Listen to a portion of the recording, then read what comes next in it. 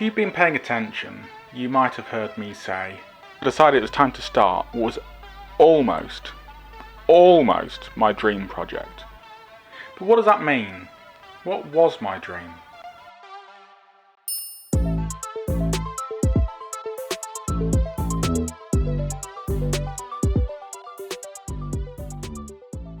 Pro front wheel drive it still is, a class of cars with a very unique look. They had longitudinally mounted engines with enormous tyres up front. Front wheel drive cars, basically with rear wheel drive setups, but at the front of the car. This really is my dream of what I wanted to build. This is the look I was looking for when I said I want to get big tyres under a relatively small arch at the front. So as I made that video, it really did make me think, why didn't I go down that route? I explored it quite a lot at the time. It's a way I really wanted to go, but it just didn't seem like it's a possible way. So I was thinking, I'm at a stage now where, could I go that route now? Could I change it? All I'd have to do is change the engine mounts really and flip the engine around. I've not done too much work else. So I seriously looked into it. I mean, it's now or never really, because once I do much more work, converting at a later date is going to be an awful lot of work. So to mount the engine that way, you're going to need a longitudinal mount gearbox. So that is a rabbit hole I went back down. So there's two different ways to do it. One, you could just use a rear wheel drive setup. You could use a short gearbox, something like a power glide, and then have a rear diff behind it. Just a rear wheel drive car in front of the front wheels and set it up that way. I didn't really have the room to do that or the money to be able to get a built power glide. That's out of the question. So the next option is a transaxle. That must mean something. Why is it called that? It looks like a rear wheel drive gearbox, but there are two bits coming out the bitty bit. Just look at the picture of it. That's what one is. So the first obvious place to look, is there a transaxle that will bolt directly to my engine? So there was a VR5 Passat that was longitudinally mounted. I could get the gearbox from one of those and it will fit straight on. I believe this is an 012 gearbox. Information on whether these hold power is ropey. People haven't really tried them. And there also really isn't any upgradable parts for them. So if I go down this route, I wouldn't be able to build the gearbox to hold power at a later date. Puts a big dampener on the whole thing. So if you want to hold power, you're going to look across then to the Audi A1E. It's a quattro box with the transaxle, that bit. Certain ones of them are known to hold colossal power. Very reliable gearbox. Not the cheapest, but they're not crazy money. However, they hold power whilst in all-wheel drive setup. When people have removed the rear, it unloads something, it does something, they don't like it, and they eat themselves up. So that idea completely out the window. There is, however, a all-wheel drive Subaru gearbox that you can convert to two-wheel drive and will hold tons of power. However, these are really rare and also really expensive, so we've got to rule that one out. There are transaxles made for motorsport, but the pricing is way out of my league. Look at this, $26,000. That's not happening for obvious reasons. So there is a two-wheel drive version of the Audi A1E. There's several. There is the 016 and the 01X. The difference, I don't know. I've been down a minefield. It is all complicated. Again, they're not known to hold colossal power. I've heard reports of some people running them to around 500 horsepower, but they are also running them on the road. Drag slicks on the track is actually kinder to your gearbox than on the road. Gearboxes will often die when they load or unload, when they shock themselves. So a street tyre on the road is going to spin the wheels and then suddenly grip. That shocking It loads, unloads, spreads gears apart, blows things up. On track with slicks, it's far more controlled. It's a controlled spin, so the tyres start spinning, they gradually spin less, but they will still spin all the way down the track-ish, sort of. But there's no shock on the gearbox. It's much nicer and kinder to your drivetrain. So, thinking about it, there's the 016 and the 01X. I think they're just different years, but I'm not too sure. However, I had a little look around. I found an 01X gearbox from a diesel for around £40. So me and the dog took a little road trip to go and pick it up. So absolutely dirt cheap gearbox. Just thought I'd get this to have a look at it. So get it back, take it out of the van. First thing I notice, the starter motor is on the wrong side now. So on these gearboxes, the starter motor is on the engine side. On the VR6 stuff, the starter motor bolts on from the gearbox side. So that's another issue to have to deal with. I knew it wouldn't bolt directly, it's different bolt pattern. So I made a little adapter so that the input and the flywheel would just line up. And then I put the gearbox on top, just to see how much difference there is.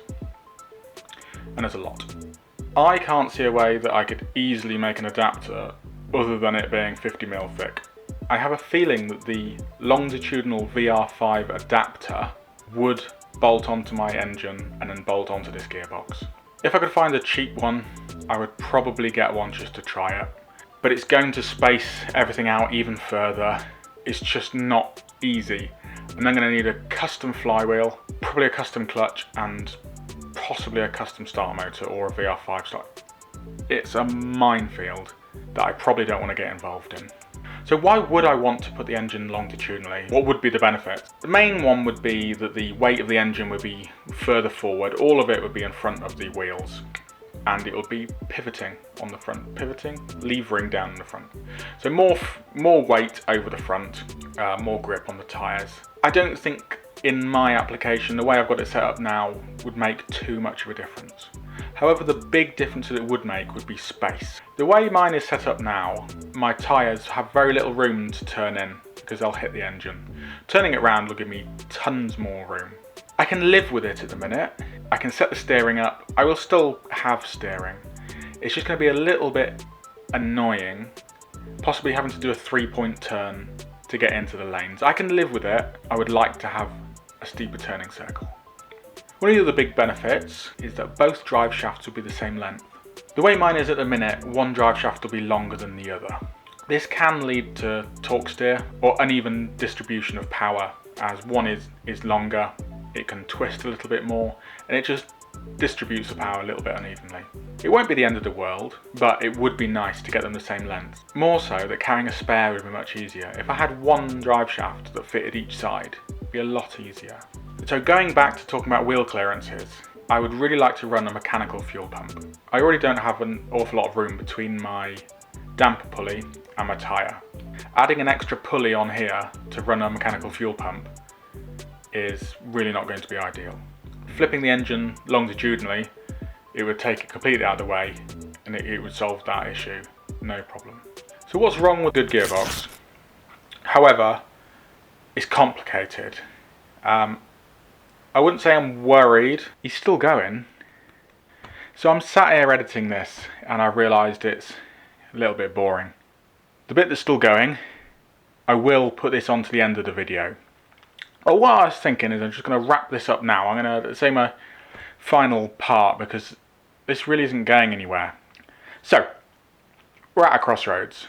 There's two options I can take. I can either keep going down this rabbit hole, work out a gearbox that I can use to make this longitudinally mounted, or I can stick with a DSG.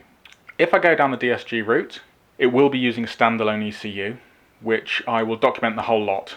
I've not really seen anybody else do it. Every time you look it up, it's just people showing you what they've done or saying, I absolutely hate setting up standalone for a DSG. Realistically, even if I make the engine longitudinally mounted, it won't make it a pro front wheel drive car. I won't have anywhere near the power to be able to take advantage of that. So it's not really the dream, is it? So I guess I want your input. Do I carry on with the DSG, or do I look more into a longitudinal mounted gearbox or a transaxle and then flip the engine round, which will fix some of my problems, and go that way? Okay, so this is the unofficial end of the video. What I'm going to do now is play the bit that carried on going before. If you want to turn off now, that's fine. It's just waffle about my problems and different ways that I could possibly come to solutions with it. If you want to watch that, be my guest. So what's wrong with the gearbox I've got now? Nothing. DSG is a good gearbox. However, it's complicated. I wouldn't say I'm worried, but there's an awful lot of money that I'll have to invest into electronics to get it to work. I see stories of people fighting it and really not having a nice time, which does put me off slightly. There's also the issue of cost. Uprating the gear sets is very expensive. Uprating the clutch packs is very expensive. I'll probably be able to get away with using just the stock clutches and gear sets for a while. They do handle some power, but there will become a point where you start to blow through them and then it can get pretty expensive. But unless anybody comes up with any radical ideas on how I can mate a longitudinal front wheel drive gearbox that will hold some power to a VR6 engine, then I'm going to stick with the DSG. So I've stated the issues that I'm having at the minute with the not really having room to put a mechanical fuel pump. So what are my options with that? The two things that I'm thinking are, the pump needs to run at a 2-to-1 ratio. So every turn of the engine, every 2 turns of the engine, the pump turns once. So the easiest option would be to run it directly off the camshaft. However, some idiot put my exhaust here. I could move that. It's not the end of the world. I just have to redesign that. It'd be an awful lot less work than changing the whole gearbox and everything. So that certainly is a possibility. The other possibility that I've been thinking is the water pump pulley isn't much different size than the crank pulley. So I could put a pulley onto the water pump pulley and then drive the mechanical fuel pump from that. Now the water pump runs on the back of the belt, so it isn't ribbed, so I'm not sure whether it could slip if there's extra load on it. I don't think so. I think there's some tests that I'll be able to do to see if it would. I think that is an option, but I think probably putting it on the camshaft would be the better way to do it.